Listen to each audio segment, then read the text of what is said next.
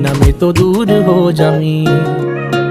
ओ सागर दियां छल्लां वांगू जिंदगी है बड़ी टेढ़ी मेढ़ी, कित्थे लैके चलीए जावे पता नहीं कुछ भी की है कहंदी। उच्चिया लम्मिया पहाड़ा वांगू दिसदी नेड़े दूर रहिंदी, जिथे कोई सार ना होवे बारिश भी है उत्थे पैंदी। देखा ना जे तैनू मेरे दिल नू साली चैन नहीं पैंदी, जो हुंदा चंगे लई हुंदा दुनिया एवें झूठी कहंदी। उड़ जांदे जद पंछी मुड़े उन्हां नू घर दी लोड़ नहीं पैंदी। ना तू किते खो जावीं, ना तू किते खो जावीं, जिवें बदलां दे ओले होया चन्न, ना मैं तो ओले हो जावीं। तू गल मेरी मन, मेरा लगना नहीं जी लगना नहीं मन, ना मैं तो दूर हो जावीं, ना मैं तो दूर हो जावीं।